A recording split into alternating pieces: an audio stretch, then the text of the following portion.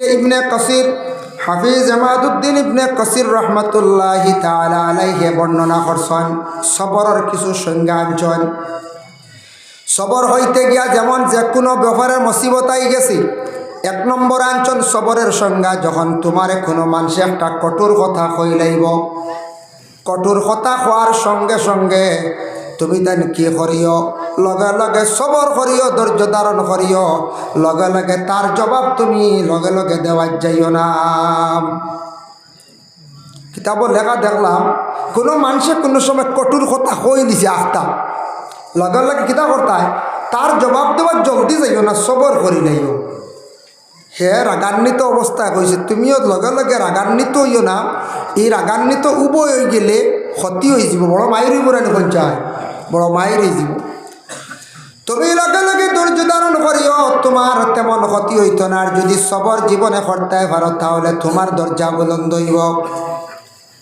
আল্লাহর রসুলের জামানায় হজরতে সাদ ইবনে উবাদাত তাকি বর্ণিত, রসুল্লাহর জামানায় রসুল্লাহ যেই সময় জিন্দা ছিলাম মক্কাতুল মুআজ্জামাত তাকে যখন কলিমার দাওয়াত দেওয়ার জন্য তয়ফের জমিনে গেলাম, যাবার ঘরে পিছন দিকে বিভিন্ন ধরনের মাত কথা মাতিলাম, মোহাম্মদ রে গালিগালাজ করলা, পাথর দিয়ে পর্যন্ত ইটাইলা।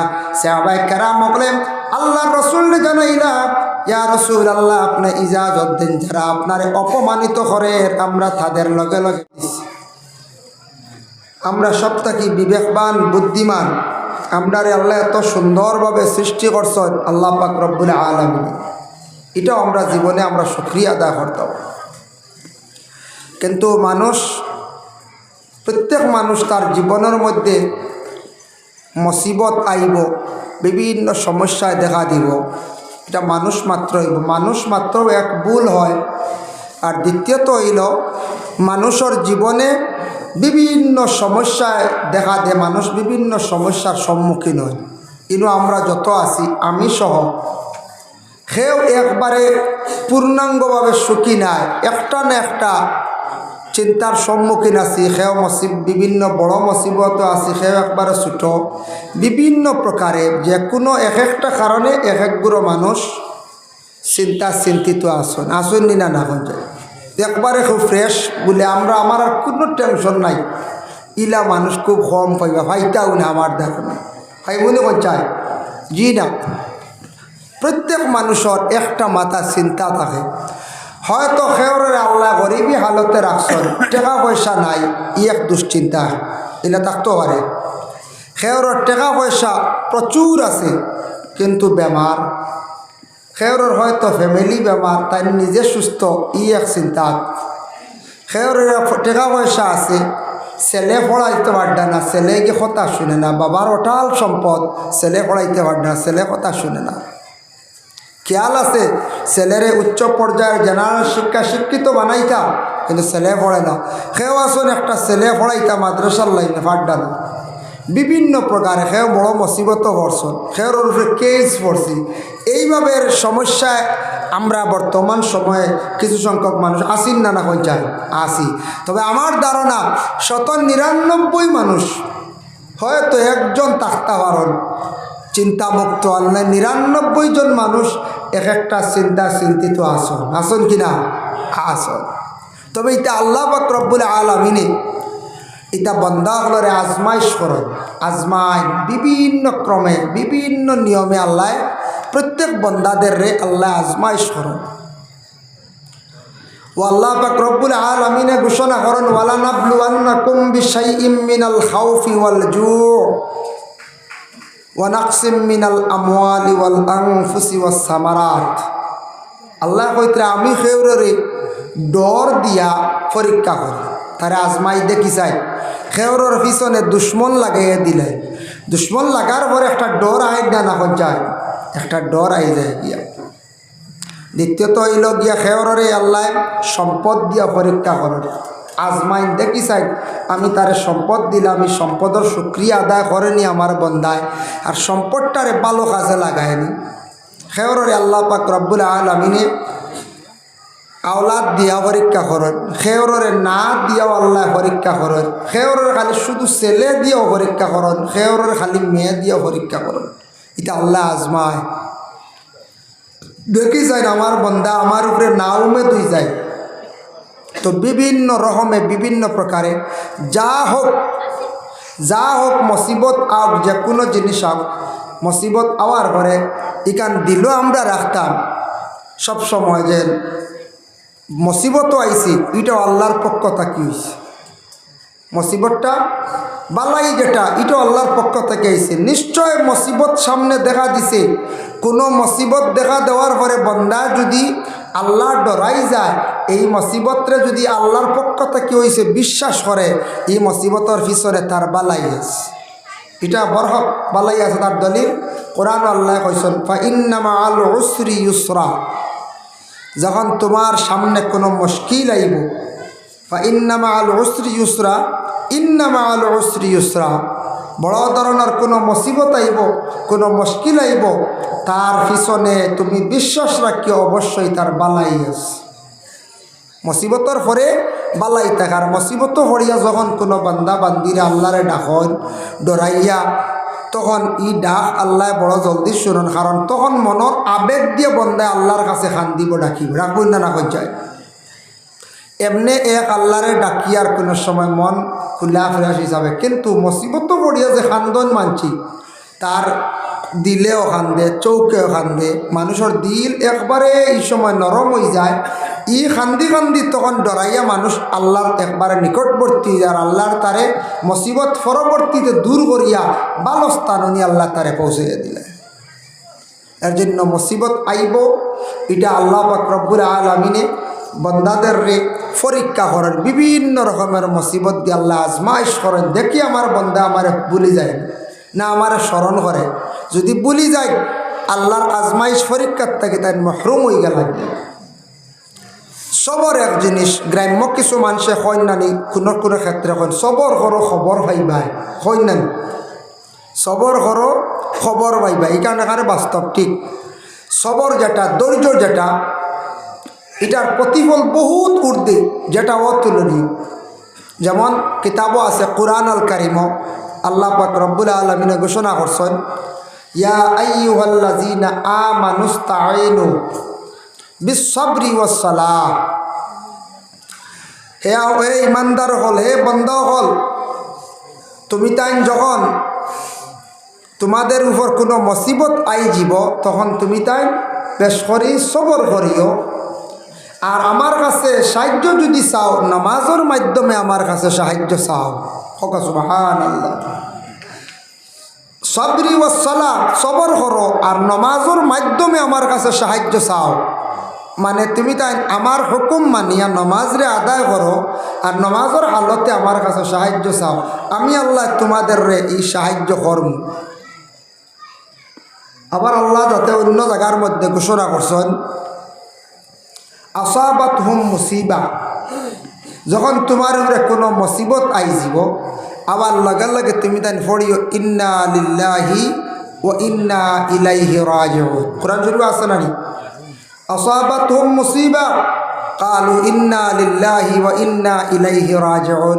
মুসিবত আইলে বেশি বেশি করিয়া ইন্না লিল্লাহ পড়িও। আমি সময় অবস্থানে রেজা ইকবাল আহমদ নুরি বা আলা হজরতের লেখা ওখানে কিতাব ওখানে দেখলাম পয়সার মধ্যে একটা বরকত আছে। আমরা যেন টাকা পয়সা বাজারও লিয়া যায় খরচ না, কোনো মানুষের টাকা দিতে সময় বিসমিল্লাহ হইয়া লইতা আর দিতে সময় ইন্না লিল্লাহি হইয়া দিতা। যেমন দোকানদারে দিস, কোনো ফাউনিদার মানুষ দিস, যে কোনো লেনদেন করতে সময় দিতে সময় ইন্না লিল্লাহি আর লইতে সময় বিসমিল্লাহ। তবে ইন্না লিল্লাহি জোরে কই না জানি, দিতে মহি মানুষ রাখতে পারো আস্তে আস্তে বলে এগুলো ফায়দা কিতাব কিতাবর লেখছ যে বন্দা বিসমিল্লাহ হইয়া টাকা পয়সাটা লইব আর ইন্না লিল্লাহি হইয়া দিব, এরার হাত আল্লাহ কোনোদিন খালি করতো না, একবারে বিকারি বানাইতো না। সুবহানাল্লাহ।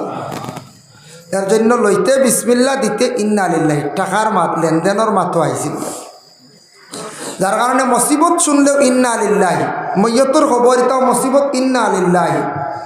মুসিবত বুঝিলেইছন আই গেছে আপনার মুসিবত পড়ে গেছে বেশ করে ইন্না লিল্লাহি ফড়কা ইন্না লিল্লাহি পড়লে মুসিবত দূর হয়। আর আয়াতে করিমা লা ইলাহা ইল্লা আনতা সুবহানাকা ইন্নী কুনতু মিনাজ জালিম এটাও পড়লে মুসিবত দূর হয়। যার জন্য মুহতারাম হাজিরিনে কেরাম, আল্লাহ পাক রব্বুল আলামিনে যাদের সন্তানাদি দান করছেন, আল্লাহ সন্তানগুলারে মা বাবার ফরমাবরদার আওলাদ বানাক। আর যাদের সন্তানাদি নাই সেই সন্তানগুলারে আল্লাহ পাক রব্বুল আলামিন ওদের সন্তানও দান করো। এর জন্য বিশেষ করে আল্লাহ পরীক্ষা করো।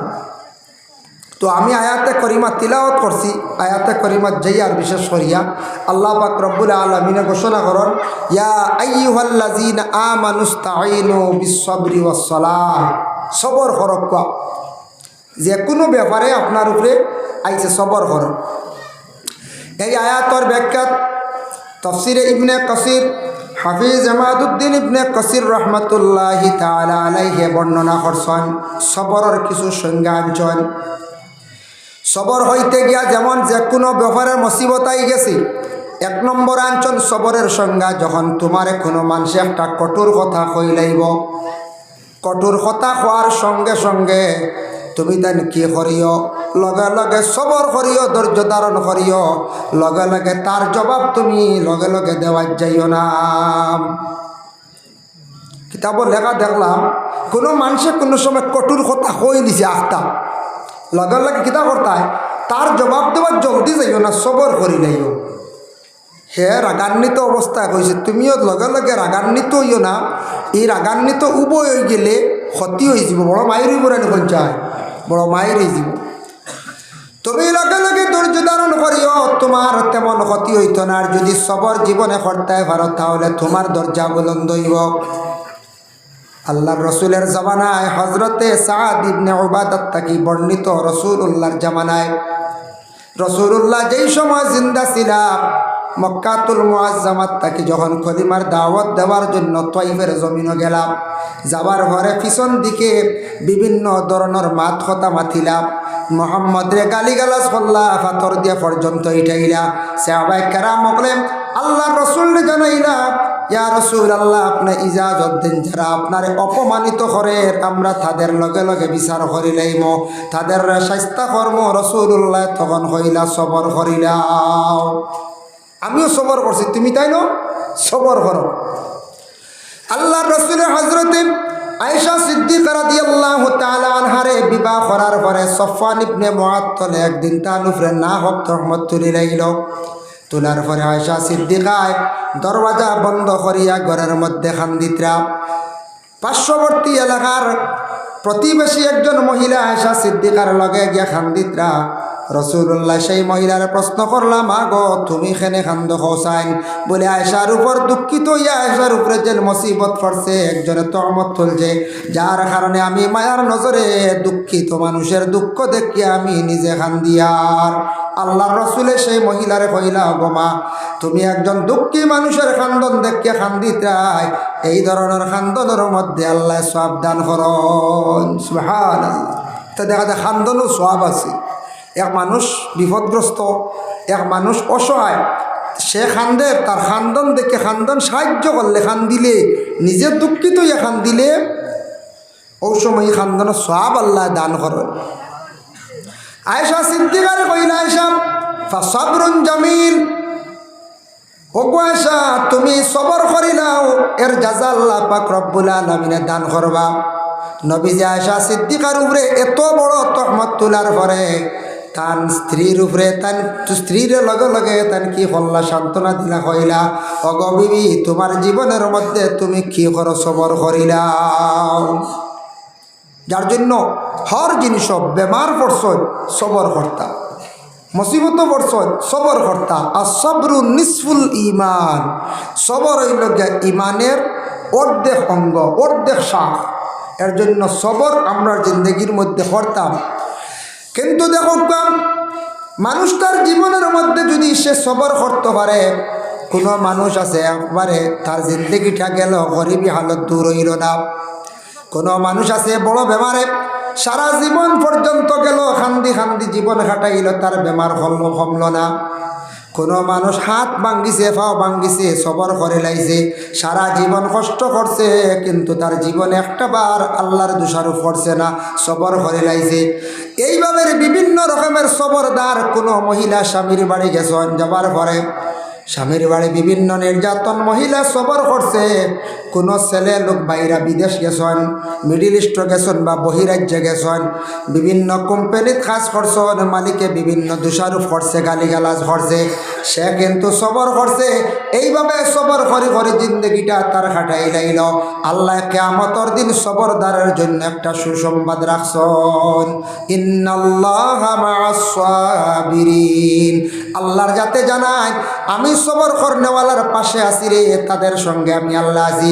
ও আয়াতের ব্যাখ্যা তানচন তাফসিরে ইবনে কাসির, কিয়ামতের দিন এক গুরু মানুষ আল্লাহ আলাদা করবা, তার নাম হইব গিয়া সাবিরিন। হোক সুবহানাল্লাহ। সাবিরিন সবর করনেওয়ালা, এরারে আল্লাহ হিসাব লইতা নাই। কিয়ামতের দিন প্রত্যেকের হিসাব আরম্ভ হইব, কিন্তু তাদের কোনো হিসাব লইতা নাই। আল্লাহ ছাড়ি দিবা, কইবা যাও গে তুমি তাই জন্নত।